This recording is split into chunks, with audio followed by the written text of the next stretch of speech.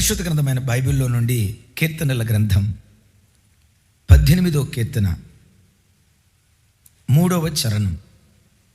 18వ కీర్తన 3వ చరణం నేను చదువుతాను, నాతో కలిసి చెప్పండి.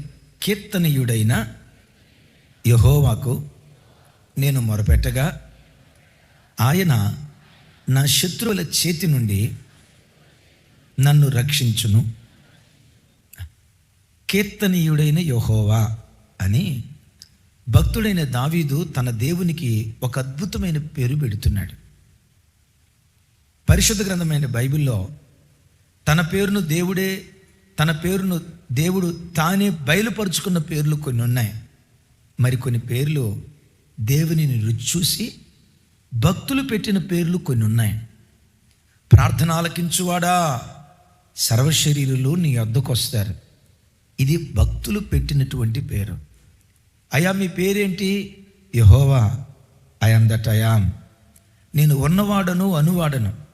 అది దేవుడు బయలుపరుచుకున్నటువంటి పేరు. దావీదు తన దేవునికి ఒక అద్భుతమైన పేరు పెడతాడు.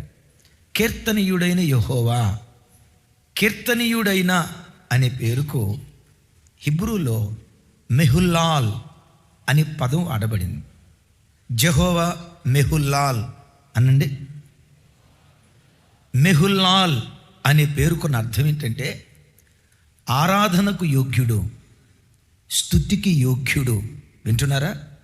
ఘనపరచబడటానికి యోగ్యుడు, పూజించటానికి యోగ్యుడు అనే అర్థం ఆ పదంలో దాగుంది. మెహుల్లాల్. వాస్తవంగా ఈ మెహుల్లాల్ అనే పదం హలాల్ అనే పదంలో నుంచి ఉద్భవించిందట అనండి. చాలా చోట్ల ముస్లిమ్స్ మటన్ దుకాణాల దగ్గర ఈ పేరు మీరు చూస్తారు. ఏ పేరు? అమ్మో, అంతా సలాం అలైకులే ఉన్నారు.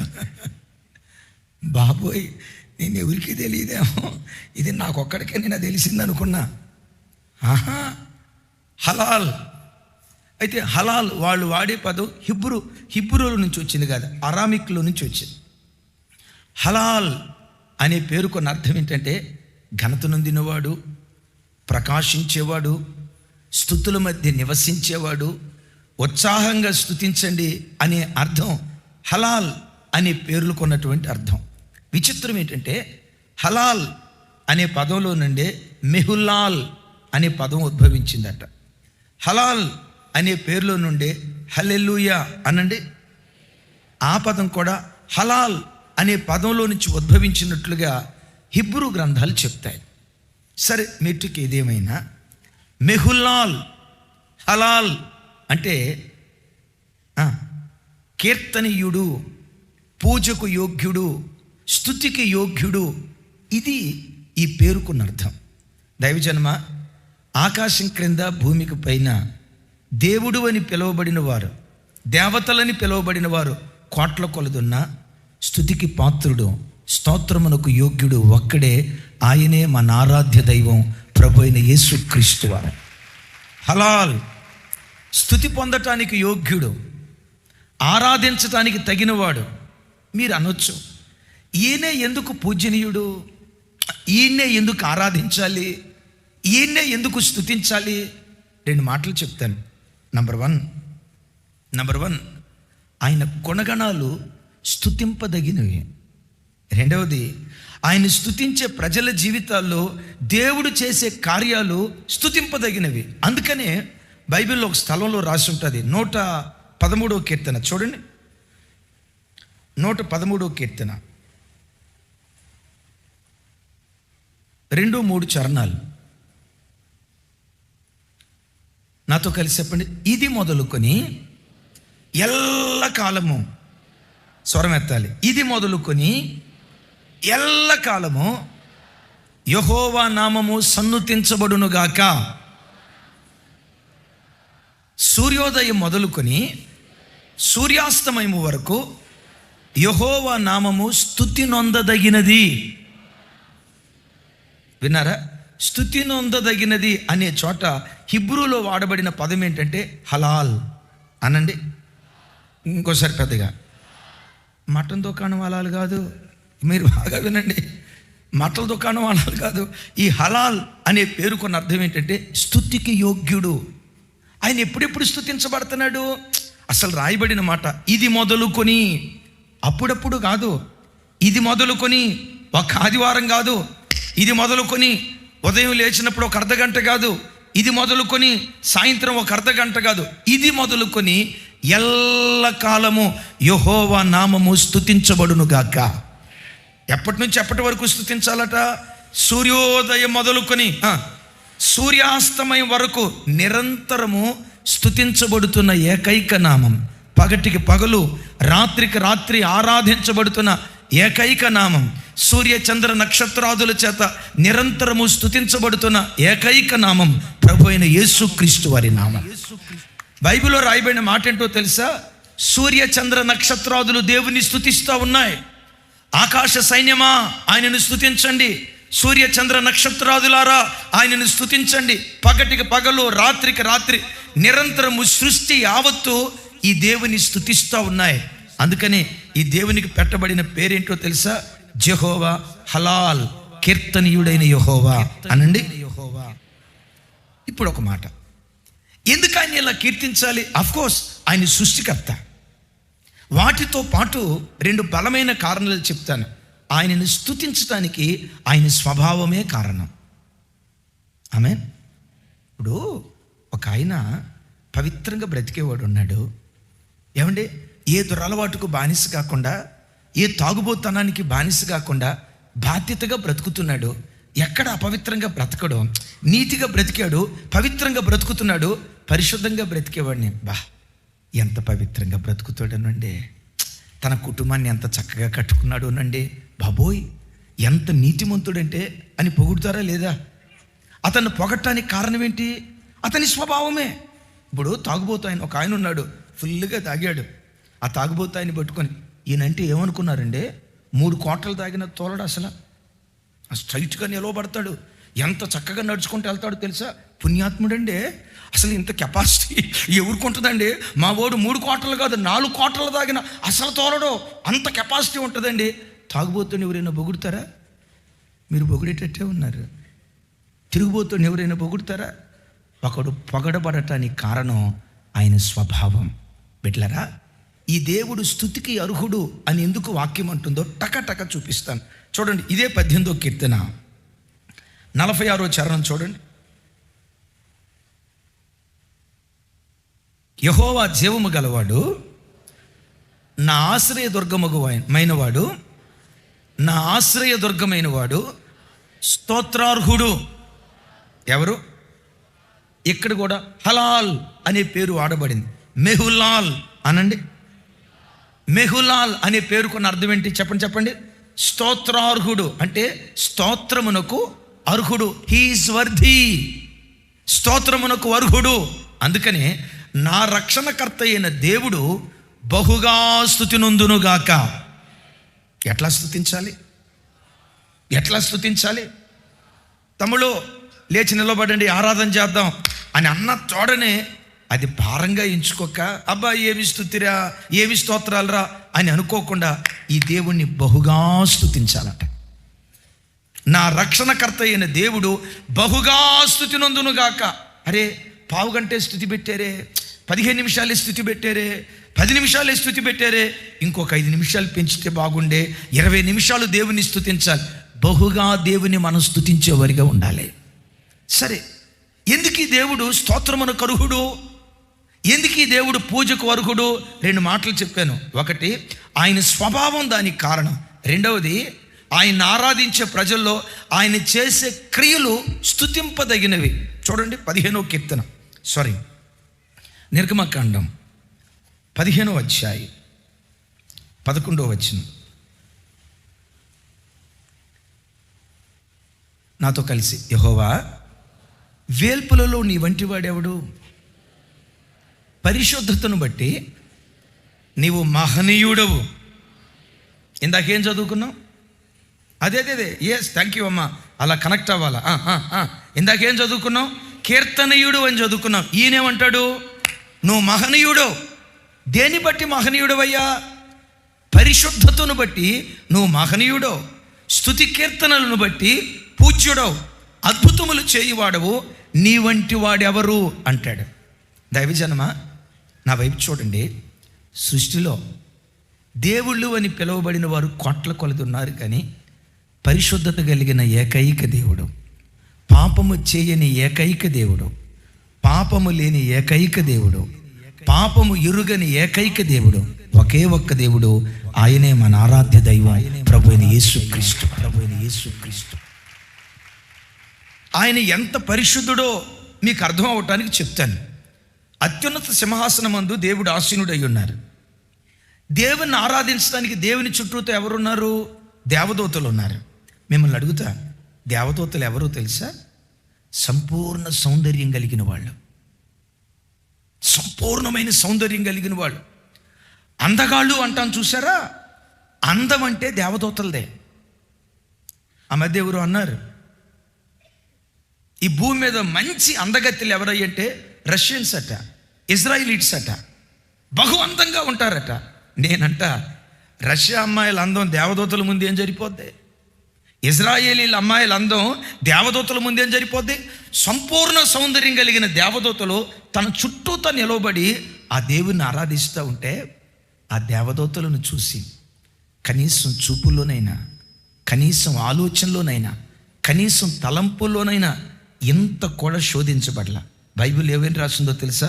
పరిశుద్ధుల సభలో ఆయన భేకరుడు అనండి. వెకిలి చేష్టలు చేసినోడు కాదు, వెకిలి మాటలు మాట్లాడినోడు కాదు. అబ్బా ఏమందం, బా ఏమందం ఈ దేవదూతది, అబ్బా బాబా ఏమందంగా, అబ్బా రూపురేఖలు ఎంత అందంగా ఉన్నాయని ఒక దేవదూత అందాన్ని చూసి దేవదూతలతో పాపం చేసినోడు కాదు. సంపూర్ణ సౌందర్యం కలిగిన వాళ్ళు దేవదూతలు. అలాంటి కోటాను కోట్ల దేవదూతలు తన చుట్టూతో ఉన్న ఒక్క దేవదూతతోనైనా వెకిలిగా ప్రవర్తించినట్లుగా కానీ, వెకిలిగా మాట్లాడినట్లుగా కానీ, కాలు జారినట్లుగా కానీ, తప్పటడుగు వేసినట్లుగా, అడుగు వేయకపోతే వేగిపోయాడు. ఆలోచనల్లో కూడా ఆయన పాపం చేయకపోతే బైబిల్లో రాసి ఉంటుంది, పరిశుద్ధుల సభలో ఆయన ఎట్లాంటి వాడు? పరిశుద్ధుల సభలో ఆయన భేకరుడు. ఆయన పరిశుద్ధతను దేవదూతలు చూసి, చుట్టూతా ఉన్న కోటాను కోట్ల దేవదూతలు ఆయన చూసి ఏమంటున్నాయో తెలుసా? సైన్యములకు అధిపతికి యెహోవా పరిశుద్ధుడు, సైన్యములకు అధిపతికి యెహోవా పరిశుద్ధుడు, సైన్యములకు అధిపతికి యెహోవా పరిశుద్ధుడని మానక గాన ప్రతిగానాలు చేస్తూ నిరంతరము దేవుని ఆరాధిస్తున్నాయట. ఎందుకు ఆ దేవదూతలు ఆ దేవుని అంత కొనియాడాయి? కారణం ఆయన స్వభావం. చెప్పండి, ఏంటి ఆయన స్వభావం? పరిశుద్ధత. సరే మీరు అనొచ్చు, ఏమంటే దేవుడు అండి పరలోకంలో ఉన్నాడు, అదే దేవుడే కనుక భూలోకంలోకి వస్తే మనలాంటి శరీరం ధరిస్తే అప్పుడు నిలవబడితే మేము ఒప్పుకుంటాం, మేము కూడా పరలోకంలో ఉంటే అట్టాగే ఉంటామండి అని అంటారా? 2000 సంవత్సరాల క్రితం నీవు ఆరాధించే యేసుక్రీస్తు పాప శరీరాకారంతో లోకంలోకి రాలేదా? నీకున్న కళ్ళే ఆయనకు లేవా? నీకున్న చేతులే ఆయనకు లేవా? లోకాన్ని చూసినప్పుడు స్పందించే శరీరం ఆయనకు లేదా? పాప శరీరాకారముతో పుట్టి అపవిత్రత జరిగే స్థలాల మధ్యలో సంచరించి, విచిత్రం తెలుసా, పాప శరీరాకారముతో పుట్టాడు కానీ ఆయన పాపము చెయ్యలేదు. ఒంటరిగా కనపడింది సమరయ స్త్రీ. ఏమన్నారు తెలుసా? అమ్మా నీవు దేవుని వరాన్ని ఎరగవు. వ్యభిచారం చేత పట్టబడింది ఒక స్త్రీ. అమ్మా ఇక మీదట పాపం చేయకో. నా ప్రభు ఎంత సంస్కారవంతుడో తెలుసా? స్త్రీలో మాతృత్వాన్ని చూసిన సంస్కారవంతుడు నా ప్రభు. ఒక అమ్మను చూసినప్పుడు ఓ కొడుకు ఎలాంటి భావన కలిగిద్దో విన్నారా?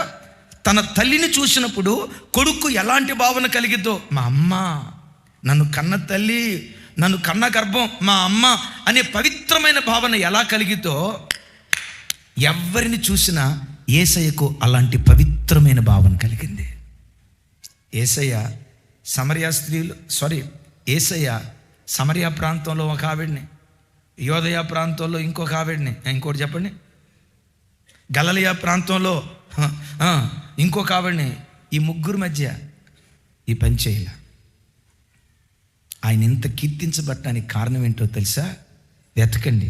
ఎన్ని గ్రంథాలు వెతికినా, ఎన్ని పుస్తకాలు వెతికినా పాపము చెయ్యని చూడాలి, పాపము చేయని ఏకైక దేవుడు, అపవిత్రత అంటే ఏంటో ఎరుగని ఏకైక దేవుడు, నాలో పాపమున్నదని మీలో ఎవడైనా స్థాపించగలడని ప్రపంచానికి సవాలు విసిరిన ఏకైక దేవుడు నజరేయుడైన యేసుక్రీస్తు ప్రభువు.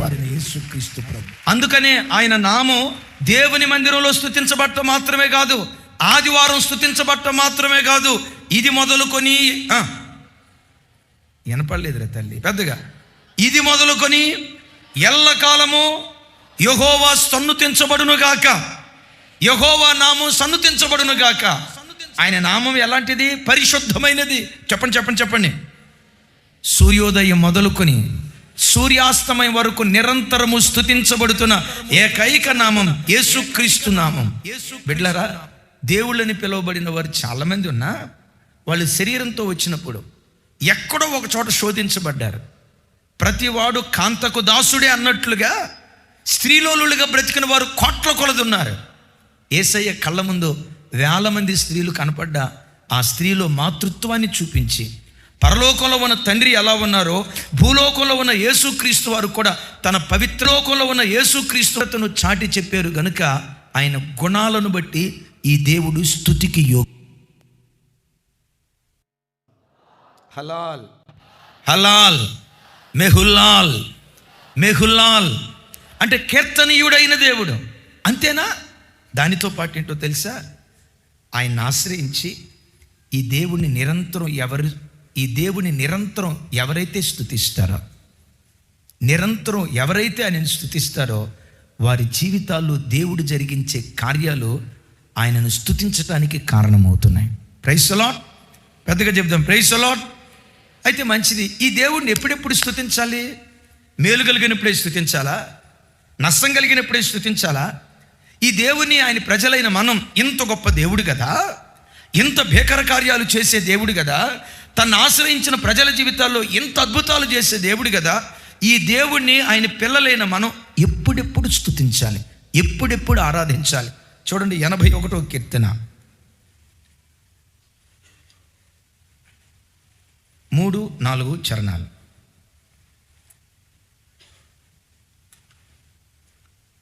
3-4 చరణాలు నాతో కలిసి చెప్పండి. అమావాస్య నాడు కొమ్ము ఊదుడి, మనము పండుగ ఆచరించు దినమగు పున్నమి నాడు కొమ్ము ఊదుడి, అది ఇశ్రాయేలీయులకు కట్టడ, యాకోబు దేవుడు నిర్ణయించిన చట్టం. అసలు ఈ పదజాలం చూడండి. ఇది దేవుని చట్టం, ఇది దేవుడు నియమించిన కట్టడ. యాకోబు దేవుడు నిర్ణయించిన చట్టం. ఇశ్రాయేలీయులకు ఏంటా కట్టడ, ఏంటా చట్టం? చట్టం చేసి వదిలిపెట్టాడంట. ఏమని చట్టం చేశాడు? అమావాస్య నాడు కొమ్ము ఊదుడి, పున్నమి నాడు కొమ్ము ఊదుడి. పున్నమి అంటే నిండు వెన్నెల. విన్నారా? పున్నమి అంటే నిండు వెన్నెల, ఆహ్లాదకరమైన వాతావరణం, ఆకాశంలో కనపడే సుక్కలు. హైదరాబాద్ వాళ్ళకు సుక్కలు కనపడలే, కనపడలేదని ఆ పైన గోడ మీద అంటించుకున్నాడు మా వాడు చుక్కలు. సరే, ఎక్కడో ఒక చోట సుక్కలు చూస్తున్నారు కదా, నా వైపు చూడండి, నా వైపు చూడండి. పౌర్ణమి నిండు వెన్నెల. కొన్నిసార్లు దేవుడు నీ బ్రతుకులో నిండు వెన్నెల లాంటి నిండు సంతోషంతో నింపుతాడు. పిల్లల విషయం అద్భుతం, ఉద్యోగం అద్భుతం, ఆరోగ్యం అద్భుతం, ఆర్థిక విషయాలు అద్భుతం. అన్ని విషయాలలో నిండు వెన్నెల లాంటి పున్నమి లాంటి అనుభవం దేవుడు నీకు ఇస్తాడు. ఆ పున్నమి లాంటి నిండు దీవెన పొందేటప్పుడు ఇది నా శక్తి, నా జ్ఞానం అనకుండా ఇది నువ్వు పెట్టిన భిక్షయ్య, నీ ఇచ్చిన ఈవికై నీకు స్తోత్రం కలుగును గాక, నీవిచ్చిన ఆరోగ్యం కొరకై నీకు స్తోత్రం కలుగును గాక, నీవిచ్చిన ఉద్యోగం కొరకై నీకు స్తోత్రం కలుగును గాక. చెప్పండి ఎవరు తెరిచి. నీవిచ్చిన పిల్లల కొరకై నీకు స్తోత్రం కలుగును గాక, నీవిచ్చిన ఇల్లు కొరకై స్తోత్రం కలుగును గాక, నీవిచ్చిన రక్షణకై, నీవిచ్చిన పరిశుద్ధాత్మకై, మరో నూతన దినం నాకు ప్రసాదించినందుకై. నిండు వెన్నెల దేవుడు నీకు అనుమతించినప్పుడు పౌర్ణమి నాడు నువ్వు కొమ్ము ఊదాలి. దేవానికి స్తోత్రం, దేవానికి స్తోత్రం. అలాగని ప్రతిసారి పౌర్ణమే వస్తుందని కాదు, కొన్నిసార్లు అమావాస్య రోజు ఏముంటుంది? చిమ్మ చీకటి. కొన్ని సందర్భాల్లో చిమ్మ చీకటి లాంటి అనుభవాల్లోకి దేవుడు నిన్ను తీసుకెళ్తాడు. అమావాస్య ఎదురైనప్పుడు సనగొద్దు దేవుని మీద, గొనగొద్దు దేవుని మీద, నిందించొద్దు దేవుని మీద. నీ కొరకు నేను ఇంత భక్తిగా బ్రతికితే నాకెందుకయ్యా ఈ నష్టం, నాకెందుకయ్యా ఈ కష్టం, నా బ్రతుకులో ఎందుకయ్యా ఈ ఆపదిచ్చావు, నా బ్రతుకు దినాల్లో ఈ చెడు వార్తలు నేను వినాల్సి వచ్చిందే, నా గుండె కరిగిపోతుందయ్యా, నేను తట్టుకోలేకపోతున్నాను, వేదనతో నా అంతరంగం నిండుకుంది, ఎంతకాలం ఇవి వినాలి ప్రభా, నా భక్తి ఏమైపోయింది, నా ప్రార్థన ఏమైపోయింది అని దేవుని మీద సనగకుండా నిండు అమావాస్య లాంటి కన్నీళ్ల మధ్యలో కూడా నీ దేవుని నువ్వు స్తుతించే వ్యక్తిగా బ్రతుకో.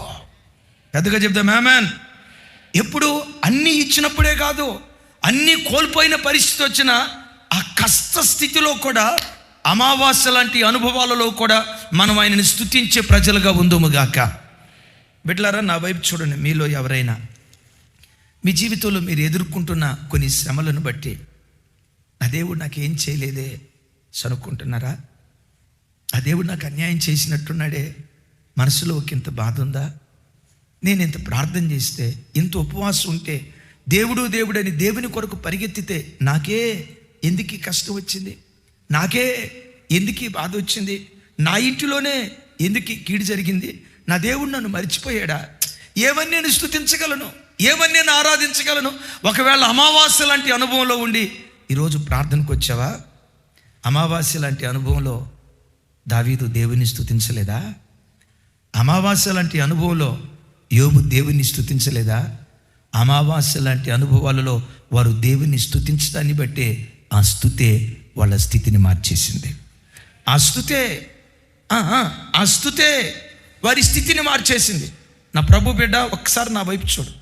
ఏ కన్నీళ్లతో ఈరోజు ఈ ప్రార్థనకు వచ్చినా, ఏ కలవరంతో ఈరోజు ఈ ప్రార్థనకు వచ్చినా, గుండెల్లో నీ బాధ ఎవరికి చెప్పుకోవాలో అర్థం కాక పిచ్చిదానిలాగా గుండెల్లో పెట్టుకొని కుమిలి ఏడుస్తున్న అనుభవంలో నువ్వు దేవుని సన్నిధికి వచ్చిన, ఎంతో భక్తి చేశావు, నీ భక్తికి తగిన ప్రతిఫలం దేవుడు ఒకవేళ ఏ విషయంలో కూడా నీకు ఇవ్వకపోయినా, అలాంటి స్థితిలో కూడా God is good all the time.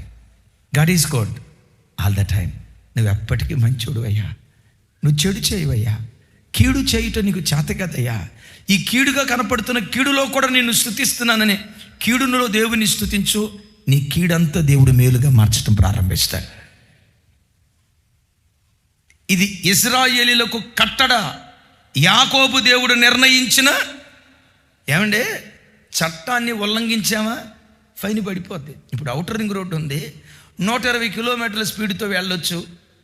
చట్టం 120 కదా, ఒకటి ఎక్కువ పోదాంలే, 121 పోయేవనుకో, ఏం పెద్ద ఎక్కువేం కాదు, 1000 రూపాయలు ఫైన్ పడిద్ది అంతే.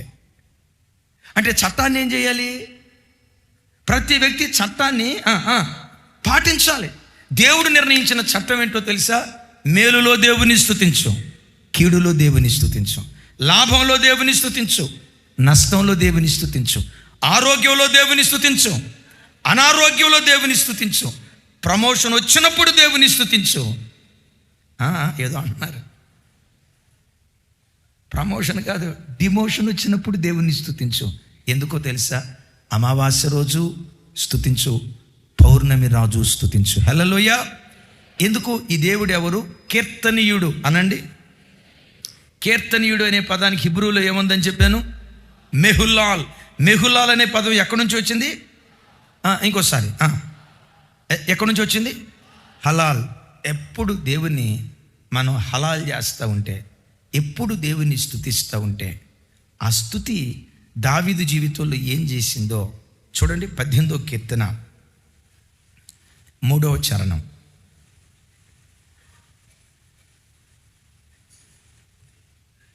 18వ కీర్తన 3వ చరణం.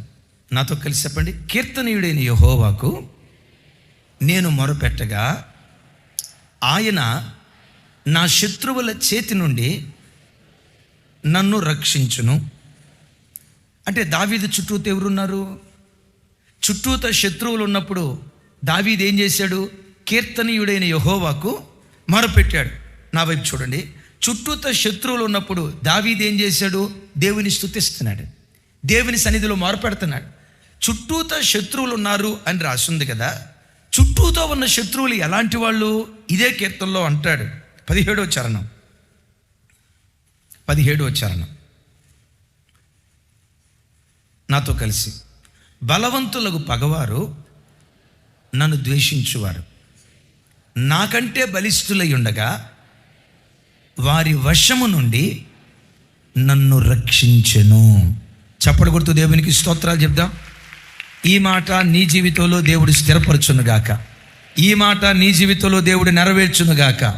లైవ్లో ఎంతమంది ఈ వాక్యం వింటున్నారో మీ జీవితాల్లో, మన ఒక్కొక్కరి జీవితాల్లో ఈ మాట దేవుడు స్థిరపరచునుగాక. నా చుట్టూతో శత్రువులు ఉన్నారు అని దావీదు అన్నాడే, ఆ శత్రువులు ఎవరు? నాకంటే బలిష్ఠులు. బలవంతులు కాదమ్మా, బలవంతులే. ఎంత బలవంతులు? వాళ్ళు నాకంటే బలిష్ఠులు. నాకంటే బలిష్ఠులైన శత్రువులు నా చుట్టూతో ఉన్నారు. చుట్టూతో నీకంటే బలిష్ఠులైన శత్రువులు ఉన్నప్పుడు ఏం చేశావు? కీర్తనీయుడైన యెహోవాకు మొరపెట్టా, దేవునికి హలాల్ చేశా, దేవుని సన్నిధిలో ఆయనను స్తుతించా. నా చుట్టూతో ఉన్న శత్రువులు నాకంటే బలిష్ఠులై ఉండగా నేనంట, తల్లి నీ చుట్టూతో ఉన్న సమస్యలు నీ బలానికి మించినవా? నీ చుట్టూతో ఉన్న ఆర్థిక ఇబ్బంది నీ బలానికి మించిందా? నీ ఆదాయానికి మించిందా? నీ చుట్టూతో ఉన్న శత్రువులు నీకంటే బలిష్ఠులా? నిన్ను ఆవరించిన సమస్యలు నీ శక్తికి మించినవా? ఒక మాట అంట, అవి నీ శక్తికి మించినవి అయి ఉండొచ్చు, నీ దేవుని శక్తికి మించినవి కాదు కదా. నీ జ్ఞానానికి మించినవి అయి ఉండొచ్చు, నీ దేవుని జ్ఞానానికి మించినవి కాదు కదా. నీ తెలివికి మించినవి అయి ఉండొచ్చు, నీ దేవుని తెలివికి మించినవి కాదు కదా. నీవు పరిష్కరించలేకపోవచ్చు. నేనంట, నీ దేవుడు పరిష్కరించలేని సమస్య ప్రపంచంలో ఏదైనా ఉందా? ఏ సమస్యతో నువ్వు వచ్చినా నిజమే. దావీదు చుట్టూతా ఎదుర్కొన్నటువంటి శత్రువులు మామూలు కాదు. దావీదును వేటాడిన శత్రువులు సాధారణమైన వాళ్ళు కాదు. దావీదును చంపాలని ప్రయత్నం చేసిన సాధారణమైనవి కాదు. నేనంట, సింహం బలమైందా దావీదు బలమైనోడా? ఏమో దావీదు పర్సనాలిటీ మాకు తెలియదు అంటారు. మన పర్సనాలిటీయే. 17 సంవత్సరాల కుర్రోడు సార్, 17 సంవత్సరాల లోపున్న చిన్నోడి మీదకి సింహం వచ్చింది, ఎలుకబంటి వచ్చింది. నేనంట, దావీదు బలానికి మించింది కదా సింహం, దావీదు బలానికి మించింది కదా ఎలుకబంటు, దావీదు బలానికి మించినోడు కదా సౌలు, దావీదు బలానికి మించిన వాడు కదా సౌలు యొక్క సైన్యాధ్యక్షుడు. మీకు తెలుసా, దావీదు తన బ్రతుకులో వయసు చిన్నదే కానీ నేనంట వయసుకు మించిన సమస్యలు ఎదుర్కొన్నాడు. నా మాట మీకు అర్థమైందా? కొన్నిసార్లు నీ జీవితంలో కూడా నీ శక్తికి మించిన సమస్యలు దేవుడు అనుమతిస్తాడు. నీ జ్ఞానానికి మించిన సమస్యలు దేవుడు అనుమతిస్తాడు. నీ తెలివికి, నీ సామర్థ్యానికి మించిన సమస్యలు దేవుడు అనుమతిస్తాడు. ఆ సమస్యలను చూసి, దేవా ఇంత బక్క చిక్కినోడి మీదకి సింహం వస్తే ఎట్ట తట్టుకుంటారయ్యా, సింహం రాకుండా నువ్వు కాపాడొచ్చుగా అని దేవుని మీద సనగటం కాదు. ఆ సంక్లిష్ట పరిస్థితిలో, చుట్టూత శత్రువులు ఆవరించిన ఆ కఠిన పరిస్థితుల్లో దేవుణ్ణి స్తుతించడం ప్రారంభించు. దేవుణ్ణి స్తుతించడం ప్రారంభించు. అలా నువ్వు దేవుని స్తుతించడం ప్రారంభిస్తే నీ శక్తికి మించిన, నీ బలానికి మించిన బలిష్టమైన శత్రువు చేతి నుండి దేవుడే నిన్ను తప్పించి నీ శత్రువు ఎదుటే నీకు భోజనాన్ని సిద్ధపరుస్తాడు. చప్పట్లు కొడుతూ దేవునికి స్తోత్రాలు చెప్దాం. ఇప్పుడు చుట్టూతో శత్రువులు ఉన్నప్పుడు చెప్పండి ఏం చేయాలి? స్తుతించాలని కాదు, ఇబ్రూలో చెప్పండి. మీకు ఇబ్రూ భాష నేర్పితే మీరు తెలుగులో చెప్తే అట్లా చెప్పాలి. హలాల్, మెహుల్లాల్, హలాల్.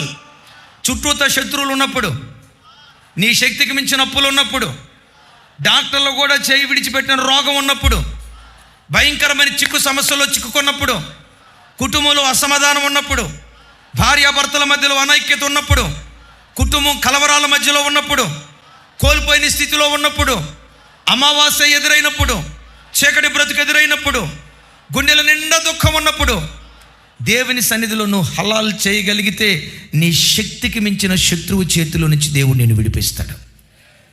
దావీదు మరో చోట కీర్తనలో ఇదే ఎత్తిపట్టి ఇలా చెప్తాడు. చూడండి ఆ మాట. కీర్తనల గ్రంథం 35వ కీర్తన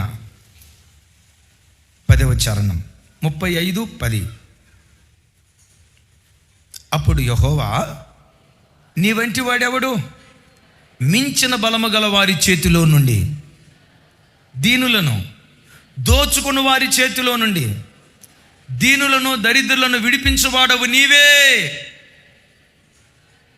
నేను చెప్పినట్టు పెద్దగా చెప్పండి సార్. అదే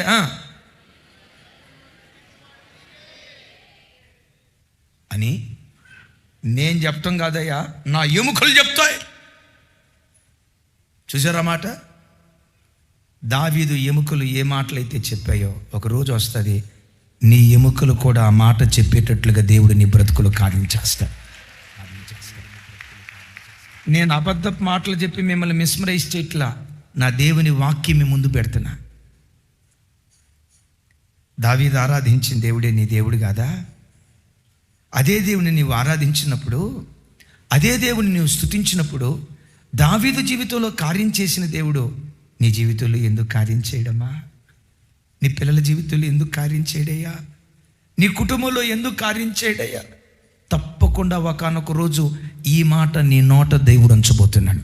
నీ ఎముకలన్నీ సాక్ష్యం చెప్పేటట్లుగా దేవుడు కార్యం చేయబోతున్నాడు. ఏమంటాడు దావీదు గారు? 35వ కీర్తన 10వ చరణం. ఏమని? మించిన బలము గల వారి చేతిలో నుండి దీనులను. అంటే దావీదు ఎదుట ఎవరున్నారు? ఏ మించిన బలం? దావీదు బలానికి మించిన శత్రువు ఉన్నాడు.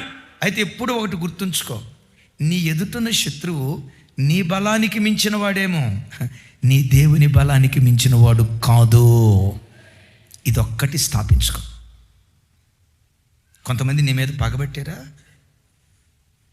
నువ్వు పేదోడివని, నువ్వు పేద్దానివని, నీ ఉద్యోగ స్థలములో నువ్వు 4th క్లాస్ ఎంప్లాయీవని, ఓ సాధారణమైన వర్కర్వని, నీ మీద ఒక ఆఫీసరే పగబట్టి నిన్నేదో తొక్కాలి, నిన్నేదో అణచాలి అని వాళ్ళు ప్రయత్నం చేస్తున్నారా? అయ్యా, మేనేజరే నా మీద పగబట్టాడయ్యా, ఏజీఎంఏ పగబట్టాడయ్యా, నా బలానికి మించిన వాడు. కృంగిపోయిన స్థితిలో ఉన్నావా? అలాంటి పరిస్థితిలో కూడా హలాల్ చేయి, స్తుతించు. అలా నువ్వు దేవుని స్తుతిస్తే మించిన బలము గల వాని చేతిలో నుండి నా దేవుడు నిన్ను తప్పిస్తాడు. ఒకరోజు ఒక అన్న కార్పెంటర్ వర్క్ చేస్తాడు, ఏడ్చుకుంటూ వచ్చాడు. ఏంటన్నా అన్నాను, ఇల్లు కట్టుకునే పరంపరలో 60,000 రూపాయలు అప్పు చేశానన్నా, నెలకొచ్చి 5,000 రూపాయలు వడ్డీ కడుతున్నానన్నా, నాకు వచ్చేదే 8,000 అన్నా. ఈ 8,000లో 5,000 వడ్డీ కడితే 3,000 మిగులుతాయన్నా. ఏం చేయాలో అర్థం కావట్లేదన్నా. భయంకరమైన పరిస్థితిలో ఉన్నా. నేను అన్నా, సాంబయ్యనా వచ్చాడా? సాంబయ్య గారు, సాంబయ్యనా ఏం భయపడకు, దేవుని స్తుతించు. ఏమని స్తుతిస్తావంటే, ఈ 60,000 రూపాయల అప్పు నా శక్తికి మించిందే. నా శక్తికి మించిన నా అప్పుల సమస్య నుంచి నాకు విడుదలిచ్చినందుకు నీకు స్తోత్రమయ్యా అని దేవుని హలాల్ చేయి, దేవుని స్తుతించు అన్నావు. నాకు నెలకు వచ్చేదే 8,000. 8,000లో 5,000 రూపాయలు వడ్డీకి పోతే 3,000 రూపాయలతో ఎలా బ్రతుకుతా? నిజమే, నీ సమస్య పెద్దదే, కానీ ఎప్పుడు గుర్తుంచుకో, నీ సమస్య పెద్దదే. గొలియాతు గాడిని చూస్తే నీకు భయం వేస్తుంది. గొలియాతు గాడిని చూడకో, గొలియాతు కంటే భూమి ఆకాశాలు పట్టజాలని మహాదేవుణ్ణి చూడు. ఆ మహాదేవుని నువ్వు చూస్తే గొలియాతు నీకు తొకడాగా కనిపిస్తాడు. ఆమెనానండి, ఏమన్నాను? తొకడా అంటే ఇంకా చెప్పాలండి, కోన్ కిస్కా తొకడా. నీ సమస్య గొలియాతు కంటే పెద్దదైనా నీ దేవుని ప్రక్కన పెట్టుకో, చిన్నదిగా కనపడుతుంది. అన్నా, దేవుడు అప్పు తీర్చినందుకు దేవుని స్తుతించన్నా అన్నాను. ఆ మాట పట్టుకున్నాడు. ఒకరోజు వాళ్ళ ఇంట్లో ఉపవాస ప్రార్థన పెట్టాం. ప్రార్థన అయిపోయింది. అప్పిచ్చేవాడిగా ఉంటావు, అప్పు చేయమని దేవుడు వాగ్దానం చేశాడన్నా. రోజు ఈ వాగ్దానం పట్టుకొని ప్రార్థన చేయన్నా. ప్రార్థన చేసి వచ్చాం. అద్భుతం తెలుసా? అదే నెలలో 2 లక్షల రూపాయలు, 1,50,000 రూపాయలు ఒక పెద్ద ఆర్డర్ ఇచ్చాడు అన్నకి. ఆ వర్క్ చేసుకున్నారు. 2 నెలల్లో 60,000 రూపాయలు అప్పు తీర్చేసి నా దగ్గరకు వచ్చి 10,000 రూపాయలు దశంభాగం ఇచ్చి, అన్నా, మించిన బలము గలవాని చేతిలో నుంచి దేవుడు విడిపిస్తాడు అని బైబిల్లో రాయబడిన మాట అప్పుడు అర్థం కాలేదు. కానీ ఇప్పుడు అర్థమైందన్నా నీ దేవుడు ఎవరో తెలుసా? మించిన బలము గలవాని చేతుల నుంచి నిన్ను విడిపించే దేవుడు. నీ బలానికి మించిన సమస్యలు ఏవి నీ చుట్టూతా ఉన్నాయి? ఏడవకం. ఇంతేలే నా బ్రతుకు, నేను తీసుకున్న తప్పుడు నిర్ణయం నా బ్రతుకు నాశనం చేసింది, పర్వాలేదు. అలాంటి పరిస్థితిలో కూడా హృదయమార ప్రభుని స్తుతించం. అలా దేవుని స్తుతించగలిగితే కన్నీటి అనుభవాలలో కూడా నీకు వాస్తవంగా ఆ సందర్భంలో స్తుతించడానికి గొంతు రాదు. సాతాను నొక్కేస్తాడు. ఏం చేశాడని స్తుతిస్తావయ్యా, ఏమిచ్చాడని స్తుతిస్తావమ్మా, అంతా చుట్టూతా చీకటే కదని నీ గొంతు నొక్కేస్తాడు. అలాంటి పరిస్థితులలో కూడా నువ్వు హృదయమార ప్రభుని స్తుతిస్తే మించిన బలము గలవాని చేతిలో నుండి ఈ దినమే నా దేవుడు నిన్ను విడిపించునుగాక. దావీదు ఎముకలన్నీ దేవుని గూర్చి పాడినట్లుగా నీ ప్రాణాత్మ శరీరాలు ప్రభువుని గూర్చి పాడునుగాక. అటుగా చెప్తాం ఆమేన్. ఇప్పుడు మేము ఉన్నామండే, మీ కళ్ళ ముందు తెల్లబట్టలు వేసుకొని అన్నోళ్ళకి ఏ బాధలు లేవు అనండి ఒకసారి. పర్లేదు అనండి అమ్మా, అన్నోళ్ళకి ఏ బాధలు లేవు అనండి. నిజమే, దేవుడు అలా చేసాడు, చెయ్యునుగాక. ఇప్పుడు గట్టిగా చెప్పారు అని అనుకుంటారా? ఎవరికి ఉండే బాధలు వాళ్ళకి. జీవితంలో ఎదుర్కొన్న కొన్ని శ్రమలు ఉన్నాయి చూసారా, దాటలేను ప్రభా, ఇక ఇది నా జీవితాన్ని ఆపేస్తుంది, మునిగిపోయా, ఇందులో నుంచి నేను బయటికి రాలేను, ఈ సమస్యలో నుంచి బయటికి రాలేనని మా బలానికి మించిన సమస్యలు సేవలో ఎన్నో ఎదురయ్యాయి. గొడ్డలితో కూడా ఈ సమస్య పరిష్కారం కాదు. ఆ సందర్భంలో దేవుని స్తుతిస్తే గొడ్డలితో కూడా పోని సమస్యని గోటితో దేవుడు తీసేస్తాడు. చప్పలు కొడుతూ దేవునికి స్తోత్రాలు చెప్పాడు. ఎన్నెన్నో ఒకటే నేర్చుకుంది. కరువైనా నేను స్తుతిస్తా యేసయ్యా, ఖడ్గమైనా నేను స్తుతిస్తా యేసయ్యా, మేలైనా నేను స్తుతిస్తా యేసయ్యా, కీడైనా నేను స్తుతిస్తా యేసయ్యా. ప్రతి సందర్భంలో ఆయన హలాలు చేయటాన్ని బట్టి, ఆయనను స్తుతించటాన్ని బట్టి కృపగల దేవుడు మించిన బలము గల శత్రువు చేతిలో నుంచి దేవుడు విడిపించాడు. నీ బ్రతుకులో దేవుడు అది చేయునుగాక. ఆయన కీర్తనీయుడు. నిరంతరం ఆయనను స్తుతిస్తే ఈ దేవుడు ఏం చేస్తాడో తెలుసా? ఆయన ఎలా కీర్తనీయుడో, కీర్తించదగినవాడో అలాంటి కీర్తి ప్రతిష్టలు నీకు వరంగా దయచేస్తాడు. నా మాట విన్నారా? నీకు అలాంటి కీర్తి ప్రతిష్టలు వరంగా దయచేస్తాడు. ఒకవేళ నువ్వు బ్రతుకుతున్న సమాజంలో వీడు తాగుబోతుడురా, వీళ్ళ కుటుంబమా, వీళ్ళ నాన్న ఎట్లాంటిది, వాళ్ళ అమ్మ ఎట్లాంటిది, అసలు వీళ్ళ ఫ్యామిలీ బ్యాక్గ్రౌండ్ దరిద్ర ఫ్యామిలీ బ్యాక్గ్రౌండ్, అమ్మో వాళ్ళ కుటుంబంలోకి మా అబ్బాయిని ఇచ్చామా బాబోయ్, వాళ్ళ కుటుంబంలోకి మా అమ్మాయిని ఇచ్చాము, అసలు వాళ్ళ ఫ్యామిలీ ఏంటంటే, వాళ్ళ ఫ్యామిలీ ఏంటి అని నువ్వు బ్రతుకుతున్న సమాజం థూ థూ థూ అని సమాజం నిన్ను ఊసిందా? నా దేవుడు ఎవరో తెలుసా? ఎక్కడ తృణీకరించబడ్డావో, ఎక్కడ వెలివేయబడ్డావో, ఏ ప్రజల మధ్యలో చిన్న చూపు చూడబడ్డావో, తృణీకరించబడిన చోటే మూలకు తలరాళ్ళుగా బ్రతుకులు మార్చే దేవుడు. అయితే దేవుడు అలా చేయాలంటే చెప్పండి, ఏం చేయాలి? మీరు హిబ్రూయే మాట్లాడాలి. ఇప్పుడు పెద్దగా చెప్పాలి. హలాల్ అనండి. ఏం చేయాలి? దేవునికి స్తుతించాలి. ఎప్పుడెప్పుడు? సూర్యోదయం మొదలుకొని సూర్యాస్తమయం వరకు. అంటే దాని అర్థం ఏంటి? మేల్కొన్నంతసేపు స్తోత్రం స్తోత్రం స్తోత్రం స్తోత్రం. నిమిషానికి ఒకసారైనా అనాలి. అంటే అట్లాగని లెక్క పెట్టుకొని ఒక నిమిషం అయింది స్తోత్రం, మళ్ళా నిమిషం తర్వాతే అంట. కాదు కాదు కాదు కాదు సూర్యోదయం మొదలుకొని సూర్యాస్తమయం వరకు అంటే నీ సృహ నువ్వు మేల్కొన్నంతసేపు ఆయనను స్తుతించు. దావీదును ఈయన కీర్తనీయుడే కాదు, అద్భుతం ఏంటంటే రెండు విలువైన మాటలు చెప్తాను చూడండి. ఎందుకు ఈయన కీర్తనీయుడు చూడండి. కీర్తనల గ్రంథం 145వ కీర్తన 10వ చరణం,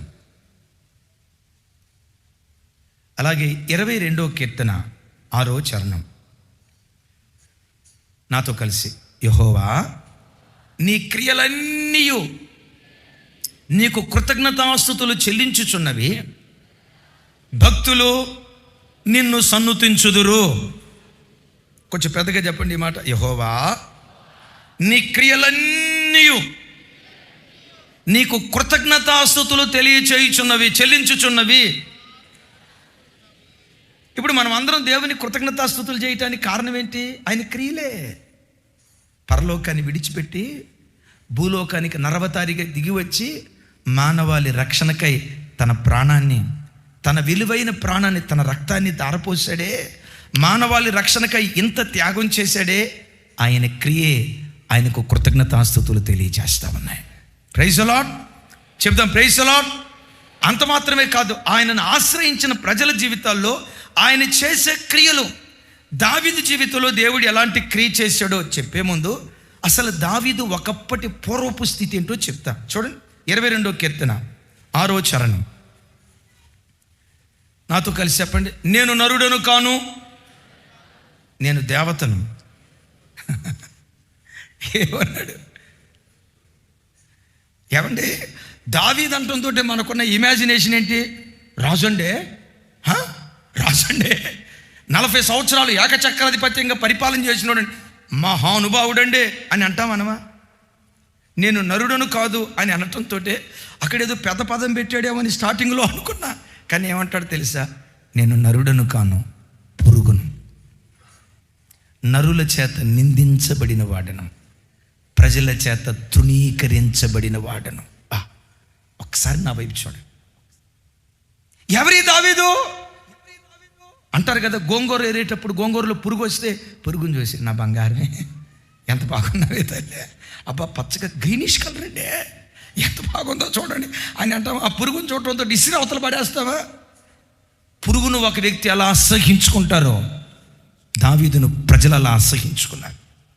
నిందించబడినవాడు, తృణీకరించబడినవాడు, బ్రతికున్నప్పుడే మరణమై స్మరణకు రాని ఓటి కుండలాగా దావీదును ప్రక్కన పెట్టారు.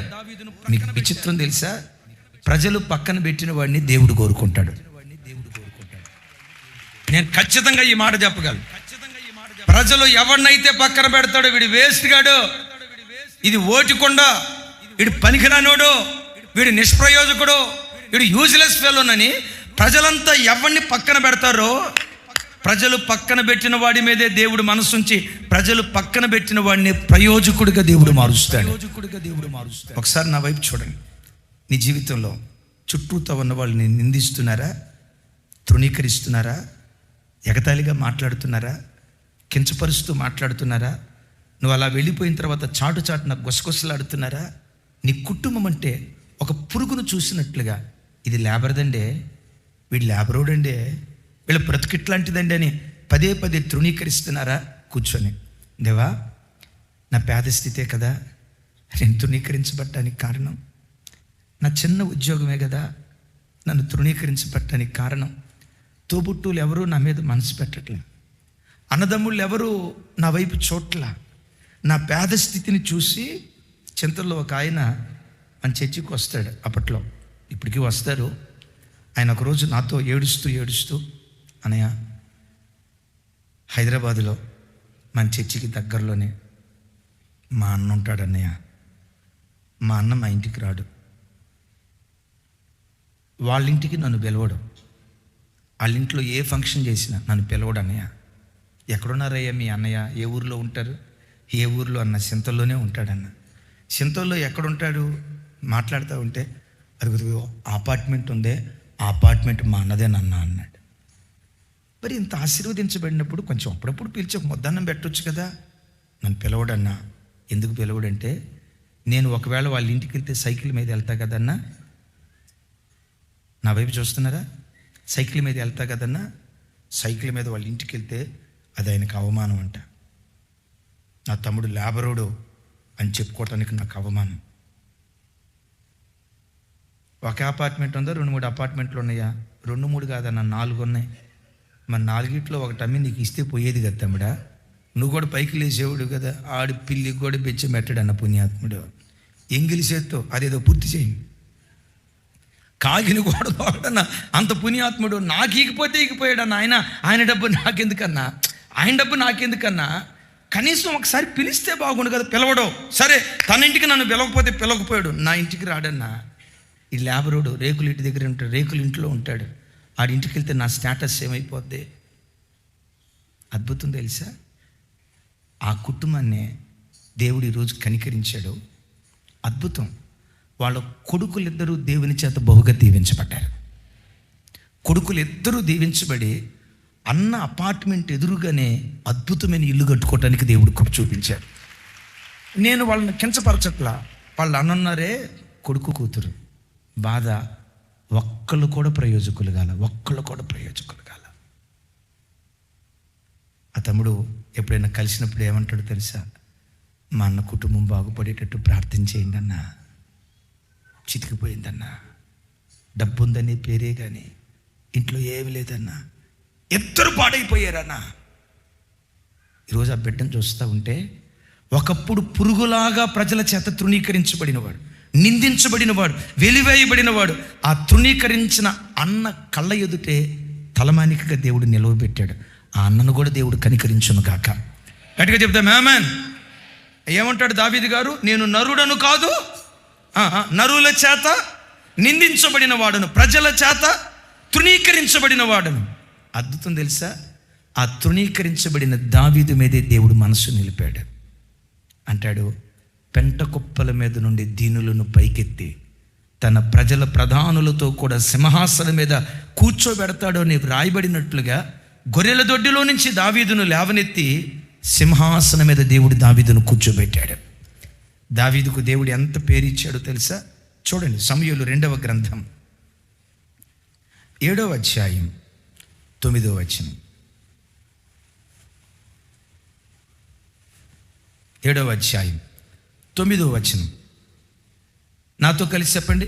నీవు పోవు చోట్ల నెలను నీకు తోడుగా నుండి నీ శత్రువులందరినీ నీ ఎదుట నిలవకుండా నిర్మూలన చేసి, ఇక్కడ పెద్దగా చెప్పండి, లోకములోని గనులైన వారికి కలుగు పేరు నీకు కలుగజేసి ఉన్నాను.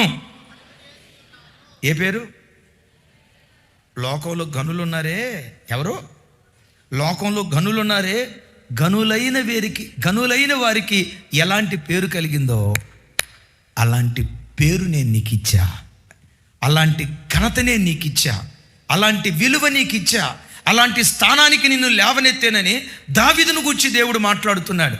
నా ప్రభు బిడ్డలారా, నా చేతులెత్తి మిమ్మల్ని దీవిస్తున్నా. నిరంతరం ప్రభుని స్తుతించండి.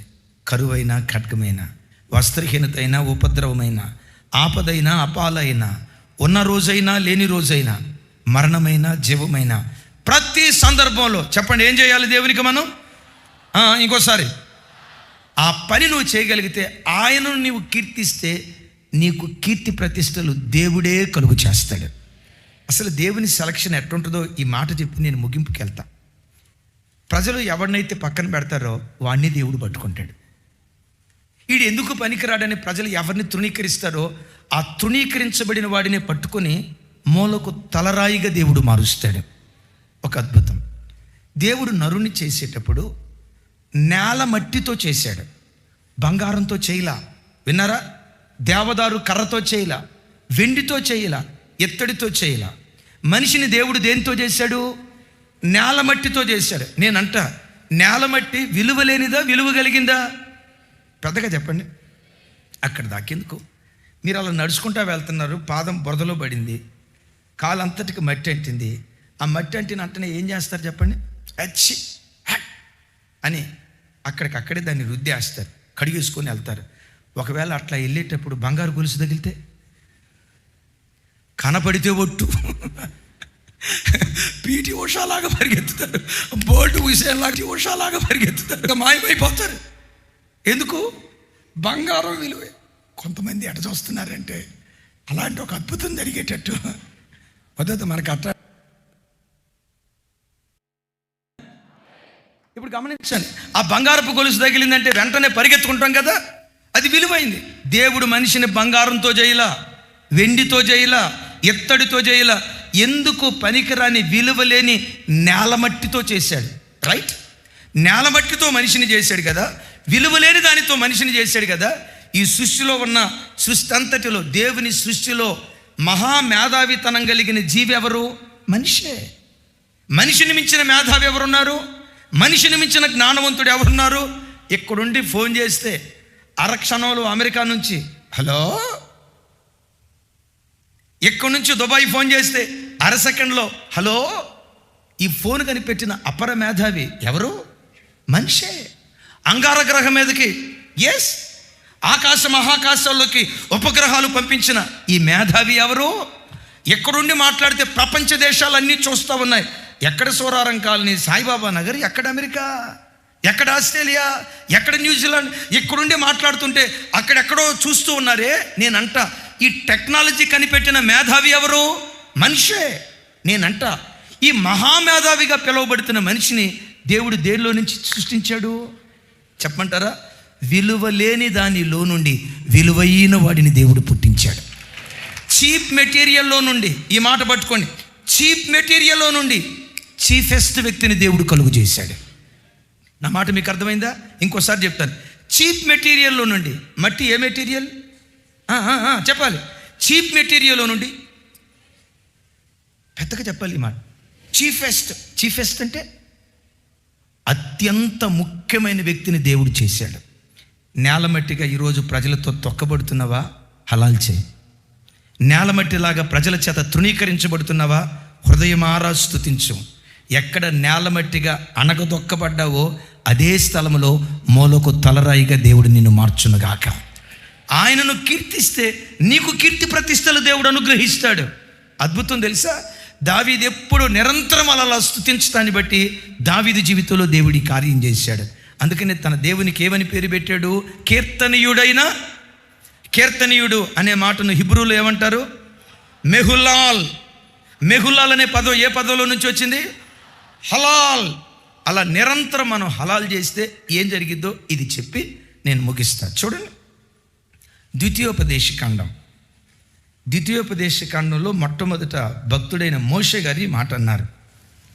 10వ అధ్యాయం 21, 22 వచనాలు.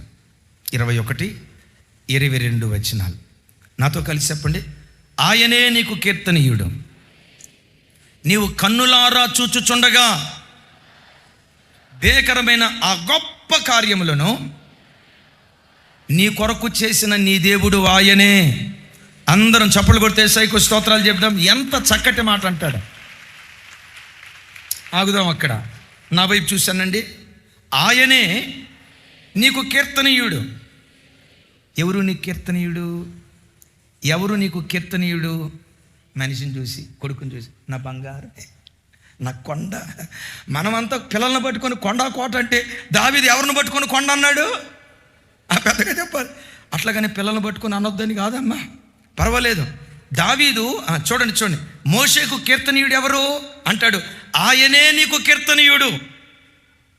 అలా నువ్వు ఆయన్ని హలాల్ చేస్తే, నిరంతరము కీర్తిస్తే, నీవు కన్నులారా చూచుచుండగా, నువ్వు చనిపోయిన తర్వాత కాదు, నువ్వు కళ్ళు మూసిన తర్వాత కాదు, నువ్వు ప్రభు సన్నిధికి చేరిన తర్వాత నీ ఇంట్లో అద్భుతం చేయటం కాదు. నా దేవుని వాక్యం ఉంటుంది, నీవు కన్నులారా చూచుచుండగా భేకరమైన గొప్ప కార్యాలు నీ కళ్ళ ఎదుట దేవుడు జరిగిస్తాడు. ఎప్పుడు? మరలా చెప్పాలి, ఎప్పుడు? నువ్వు చనిపోయి ప్రభు దగ్గరికి వెళ్ళిన తర్వాత నీ పిల్లల జీవితంలో కార్యం జరగటం కాదు, నువ్వు మరణమైన తర్వాత అద్భుతం చూడటం కాదు. పరలోకం నుంచి నువ్వు బ్రతికున్న దినాల్లోనే, నువ్వు సజీవునిగా ఉండగానే, నువ్వు కన్నులారా చూస్తుండగానే, నువ్వు బ్రతికున్న దినాల్లోనే నీ కళ్ళ ఎదుటే భేకరమైన గొప్ప కార్యాలు దేవుడు చేయునుగాక. అలా చేయాలంటే దేవుడు మనకేమై ఉండాలి? కీర్తనీయుడు. హిబ్రూలో చెప్పండి, మెహులాల్. దేవునికి మనం హలాల్ చేస్తూ ఉంటే నీ కన్నులు చూస్తుండగా గొప్ప కార్యాలు చేస్తాడు దేవుడు. ఇశ్రాయేలు ప్రజల మధ్యలో కళ్ళు చూస్తుండగా గొప్ప కార్యాలు చేశాడు అని అన్నాం కదా. ఏం చేశాడు? చూడండి 22. నీ పితరులు 70 మంది ఐగుప్తుకు వెళ్ళిరి. ఇప్పుడు నీ దేవుడైన యెహోవా ఆకాశ నక్షత్రముల వలె నిన్ను విస్తరింపచేసి ఉన్నాడు. ఎంతమంది వెళ్ళారట? ఇప్పుడు ఎంతమంది అయ్యారట అంటే, ఇప్పుడు ఆకాశ నక్షత్రాల్లాగా విస్తరించాలంటే ఆడ విస్తరించడానికి ఆహ్లాదమైన కార్యం ఏమైనా జరిగిందా? ఫరో చక్రవర్తి ఒక శాసనం పుట్టించాడు. పుట్టిన ప్రతి మగ శిశువుని, విచిత్రం తెలుసా, ప్రతికూల పరిస్థితుల్లో కూడా దేవుడు తన ప్రజల పట్ల కార్యం చేశాడు. 70 మందిని ఆకాశ నక్షత్రాలుగా విస్తరింపజేశాడు. బిడ్డలారా, విస్తరణ ఎక్కడుంటుందో తెలుసా? స్తుతిలోనే ఉంటుంది. అనండి ఈ మాట, పెద్దగా చెప్పాలి. 5 రొట్టెలు 5 ఎండు చేపలు కాదు,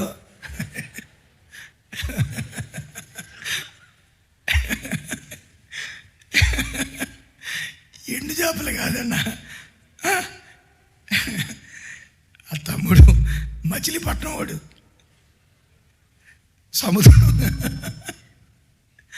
సముద్రం ఒడ్డును కదా.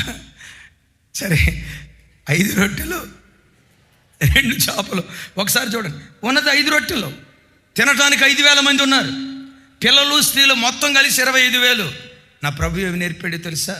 ఉన్నది కొంచెమైనా స్తుతించు, ఉన్నది కొంచెమైనా స్తుతించు. ఆ ఉన్న కొంచాన్ని బట్టి స్తుతిస్తే 25,000 మంది తృప్తిగా తినగా ఇంకా మిగిలేటట్లుగా దేవుడు కార్యం చేశాడు. దైవజనమా, ఏ పరిస్థితుల్లో నేను స్తుతించు.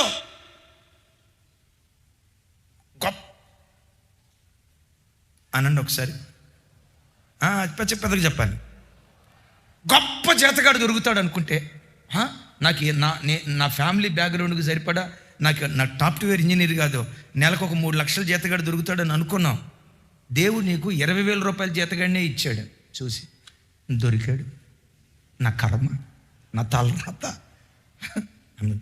దేవా, ఈ 20,000 రూపాయల జీతంలో నన్ను అద్భుతం చేస్తావయ్యా. నువ్వు చేయగలవు, ఏమైనా చేయగలవు.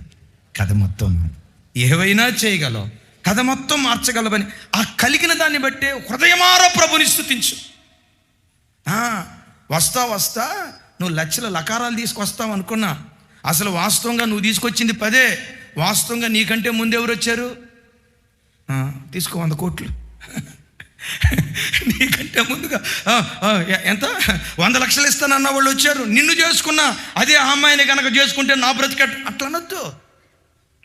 దేవుడు నీ చేతులకు ఏది అప్పగించాడో ఆ 20,000 రూపాయలు బట్టి స్తుతించు, ఆ 5,000 రూపాయలు బట్టి స్తుతించు, ఆ 10,000 రూపాయలు బట్టి స్తుతించు. స్తుతి ఎక్కడుంటుందో అక్కడ విస్తరణ ఉండటానికి దేవుడు కృప చూపిస్తాడు. గట్టిగా చప్పలు కొట్టు స్తోత్రాలు చెప్దాం. ఇప్పుడు చెప్పండి, ప్రతి పరిస్థితిలో మనం దేవునికి ఏం చేయాలి? వినపడలా, పెద్దగా చెప్పండి, పెద్దగా.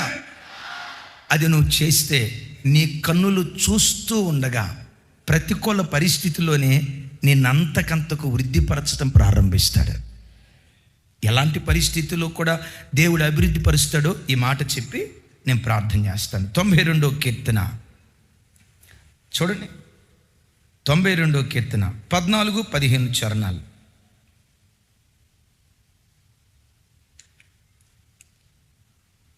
చూడండి, 14-15 చరణాలు నాతో కలిసి. నాకు ఆశ్రయదుర్గమగు యెహోవా యథార్థవంతుడనియు ఆయన యందు ఏ చెడుతనము లేదనియు ప్రసిద్ధి చేయుటకై వారు ముసలితనమందు ఇంకా చిగురు పెట్టుదురు, సారము కలిగి పచ్చగా ఉందురు.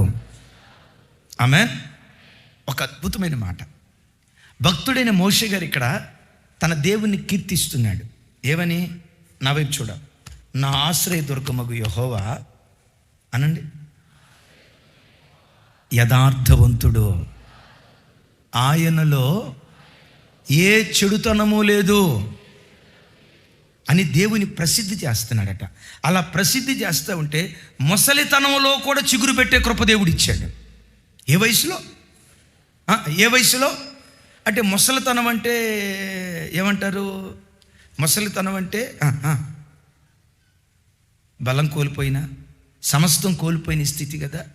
కొన్నిసార్లు నీ పరిస్థితి అనిపిస్తుంది, అయిపోయింది, అంతా అయిపోయింది, ఇంకేమీ లేదు, అంతా అయిపోయింది, ఇంకేమీ లేదు, బాగుపడవు బ్రతుకులు, బాగుపడవు జీవితాలు, అంతా అయిపోయింది, సర్వం కోల్పోయానయ్యా, ఇంకేముంది? బాగుపడుతుందని చెప్పడానికి ఆనవాళ్ళు ఉండాలిగా. సర్వం కోల్పోయానయ్యా, సర్వం కోల్పోయిన పరిస్థితి, ఆ ముసలితనం లాంటి అనుభవాలు కొన్నిసార్లు నీ కళ్ళ ముందు కనపడతాయి. అలాంటి అనుభవాలలో కూడా బలం తెచ్చుకొని దేవునికి హలాల్ చేయి, దేవుని స్తుతించు. నీవే నా కీర్తనీయుడవని ఆ పరిస్థితిలో కూడా నువ్వు దేవుని స్తుతించడం ప్రారంభిస్తే సర్వం కోల్పోయిన పరిస్థితిలో కూడా మరలా చిగురు పెట్టేటట్లుగా దేవుడు కార్యం చేస్తాడు, మరలా మొలకెత్తేటట్లుగా దేవుడు కార్యం చేస్తాడు. ఎక్కడ నరకబడ్డావో అక్కడ అక్కడే మొలకెత్తింపజేస్తాడు. ఎక్కడ మరణానికి అప్పగించబడ్డావో అక్కడే నీకు దేవుడు జీవాన్ని పోయటం ప్రారంభిస్తాడు. నేను ఎప్పుడు చెప్తా కదా, ఎక్కడ తలదించుకున్నావో తల దించుకున్న చోటే నీ తల దేవుడు పైకెత్తటం ప్రారంభిస్తాడు. ముసలితనంలో కూడా, అంటే ఈ మాటకున్న అర్థం సర్వం కోల్పోయిన స్థితిలో కూడా నా ఆశ్రయదుర్గమగు యెహోవా యథార్థవంతుడు, ఆయనలో ఏ చెడుతనము లేదని ఇలా దేవుని ప్రసిద్ధి చేస్తూ బ్రతుకు. ఆయన ప్రసిద్ధి కొరకు మరలా దేవుడు నిన్ను చిగురు పెట్టించునుగాక. అద్భుతం. ఈ చిగురు దేని గురించి రాయబడిందో తెలుసా? ఇలా దేవుని స్తుతించాం. అందరూ చనిపోయినట్లుగా ఒకరోజు మనం చనిపోతాం, సమాధి చేయబడతాం, మట్టికి మట్టి అవుతాం. మధ్యాకాశానికి ప్రభు వస్తారు కదా, ఆత్మయు పెండ్లి కుమార్తెయు ఇక్కడకు ఎక్కి రమ్ము. మధ్యాకాశంలో ప్రభు ఆ స్వరం వినిపించిన తోడనే ఈ మట్టి దేహం మహిమాదేహంగా మార్చబడి ముసలితనంలో చిగురు పెట్టుదురు అని వ్రాయబడినట్లుగా మర్త్యమైన ఈ దేహం అమర్త్యతను ధరించి, బలహీనమైన ఈ దేహం బలమైనదిగా లేపబడి, ప్రకృతి సంబంధమైన ఈ శరీరం ఆత్మ సంబంధమైన శరీరంగా లేపబడి, చివరికి దేవుడు ఎలా ఉంటాడో అచ్చం ఆయన పోలికలోకి మనం మార్చబడతాం. చిగురు పెడతాం. పక్షిరాజు బలాన్ని సంపాదించి రెక్కలు చాపి పైకి ఎగిరినట్లుగా దేవుని నిరంతరం స్తుతించేవాళ్ళు పరలోకానికి ఎగురుకుంటూ వెళ్ళే కృపదేవుడు అనుగ్రహిస్తాడు.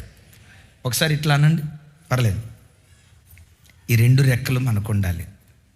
ఒకటి ప్రార్థన, రెండవది స్తుతి ప్రార్థన. స్తుతి మీకు తెలుసా 150 కీర్తనలు కదా. చివరి కీర్తనలకు వచ్చేసరికి 145 కీర్తన నుంచి అంతా స్తుతే ఉంటుంది. మొదటి కీర్తనలో బాధలు, కష్టాలు, ఆవేదనలు ఇవన్నీ ఉంటాయి, కానీ కీర్తనల ముగింపుకు వచ్చేసరికి అంతా స్తుతే ఉంటుంది. నేను ఎప్పుడు చెప్తా కదా, where there is praising there is raising. ఎక్కడ స్తుతి, ఎక్కడ పదే ప్రజలు దేవునికి హలాల్ చేస్తారో ఆ స్థలంలో ప్రభావం కలిగిన దేవుడిగా ప్రత్యక్షమవుతాడు.